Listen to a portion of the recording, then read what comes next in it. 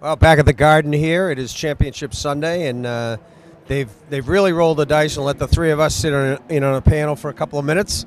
To my right, Rich McClone, and to my far right, of course, the one and only Jake Levin. I'm Paul McNamara. It's great to have you with us here today, or whenever you're watching this, but we thought we'd jump in right now because there's a break in the live action with Plymouth South and Stoneham.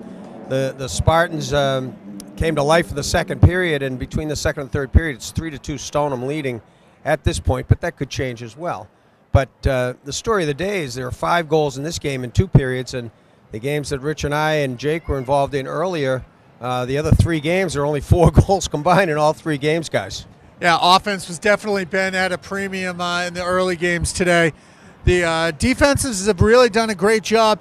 Jake, you and I expected that Shrewsbury and Hanover game that we called to be a high-scoring affair. Shrewsbury ends up winning 2-1, and really, it came down to the fact that the Shrewsbury defense was able to hold back that Hanover offense that had been so high-flying all year long. Zach Taylor had his chances, and he buried one of them, and it looked like he buried 2 of them. Buried one right into the post, clanged one off the post, right. So they did a good job keeping everyone else under wraps. They let Taylor have his chances, and unfortunately for Hanover, it wasn't enough. But I'm not surprised it was a low-scoring game because for as high-scoring as those offenses are, we know Hanover scored more goals than anybody in the state at any division, boys or girls. And Shrewsbury had over 100 goals as well. Those were also 2 excellent goalies between Kevin Chandler of Hanover and Jake Shaughnessy of Shrewsbury. Oh, Shaughnessy made a couple of game-saving stops awesome. He was awesome. For the Colonials, and Chandler was really good too. They were really kind of like a pitcher's duel between those two. And, it was just a fantastic hockey game.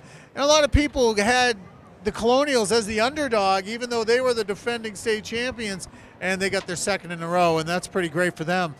Paul, over at some of the games that we did, Wellesley really just with the shutdown of of Canton in the girls D2 final. Yeah, they got the one goal they needed really from Jenna Harrison, who played an outstanding game on both ends of the ice, and she showed she could play a 200-foot game because she was playing as a third defenseman really in the third period, and Canton never said, okay, we're throwing in the towel. They played hard to the end, but Wellesley, I think that's a great description, Rich, that they shut down the Canton offense and kept most of the opportunities from the outside. Yeah, I was talking to a writer from the Globe earlier. She had the total shots for Canton at 4 in the game. And one of them, I remember one in particular in the third period came from the side. It wasn't a good angled shot. Canton just never able to really set anything up offensively. Wellesley they really made Canton's offense look uncomfortable, I thought. Yeah, uncomfortable is a good word, but Canton was a little bit back on their heels most of the first and second period. It wasn't 10-minute zone time for Wellesley, but they controlled almost every rush, and any scoring chance was theirs, not Canton's. Yeah, Wellesley did a great job of forcing the issue. Got that goal from Harrison at 14:55 of the first period. Right, momentum killer. Yeah, and anytime in the last minute, and there were only less than 5 seconds left. Yeah, and then from there, it was all defense, the rest of the way, which has been kind of the, word of the day so far. Yeah, back to the, for anybody that got up for breakfast and watched us at the 9 a.m. kickoff here at the Garden in the D1 championship game between the girls from Woburn and from Tewksbury-Methuen.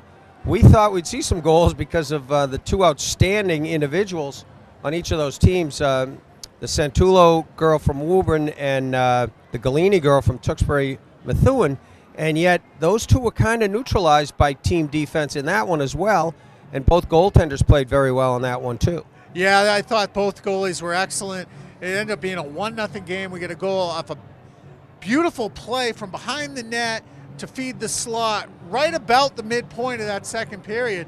And other than that, we just saw saves on both ends, good goalies, good defense being played. And I do kind of feel like we were robbed a little bit because I wanted to see Santulo or Galini get free in the open ice, but the teams clogged up the neutral zone and they refused to allow either side to get that free skater up the middle of the ice. And Each we of those, a 1-0 game. Yeah, each of those kids, Kelly Galini for Tewksbury-Methuen and Georgie Santulo, combined, I think they had over 65 goals between them this year. So when you see firepower like that in individuals, you expect okay, I'll pay admission to see them.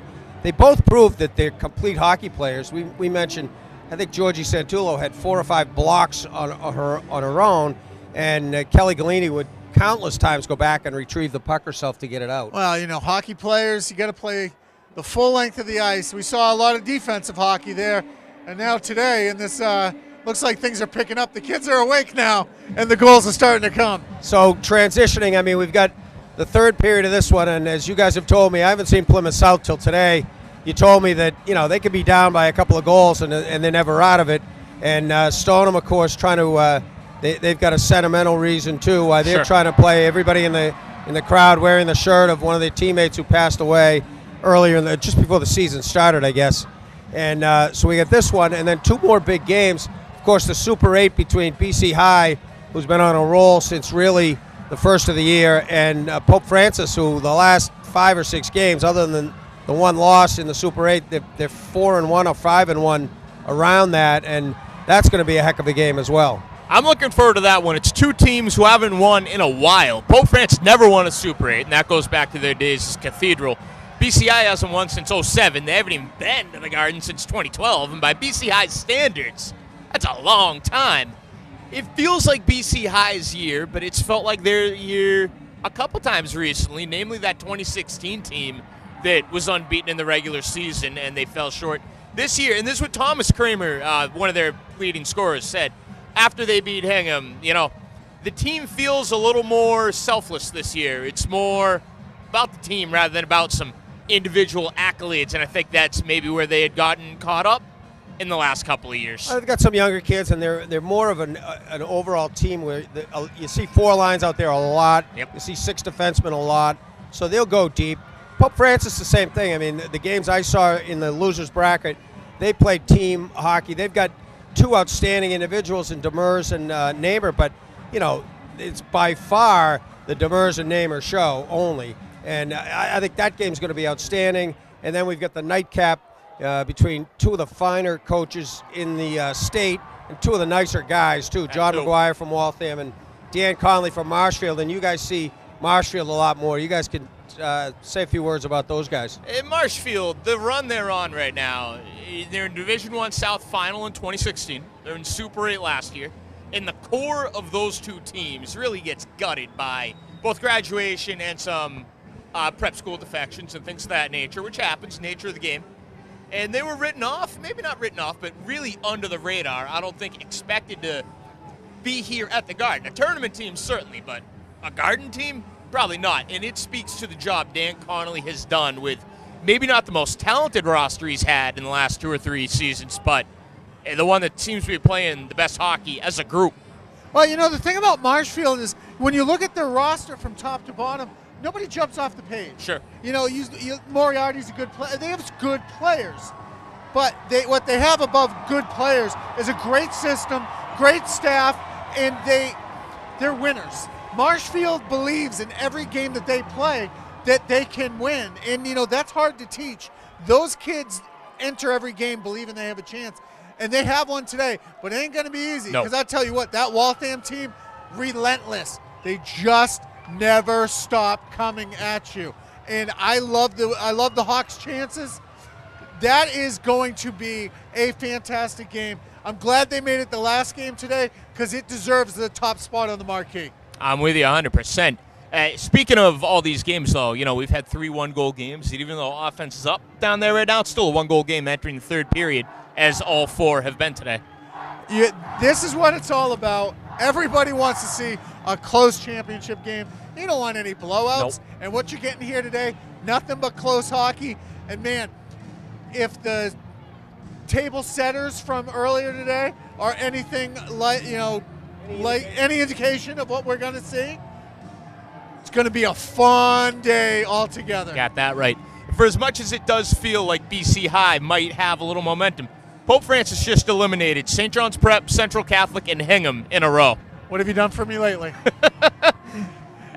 That's a gauntlet that I can't recall another Super 8 finalist going on that kind of run to get to the Garden. So the 2 final games on tap. 2 teams that a lot of people expected to be here, 2 of the titans in Mass hockey this year. And then in the final, two teams that deserve to be here too, both came out of tournaments where really 6 or 7 teams could have come out, but Waltham and Marshfield, the teams that step up and say, why not us? And they will face off in the nightcap tonight. Marshfield couple shutouts during the tournament. Nevin Costello's playing out of his mind right now. So's Kyle Penton for Waltham. It's going to be a goalie stool. It usually is. Okay, that'll do it for this edition here. We'll probably be back with one more little mini spot live from the Garden later on. For Jake Levin and Rich McClone, I'm Paul McNamara for My Hockey Live. Thanks to Pat Serio.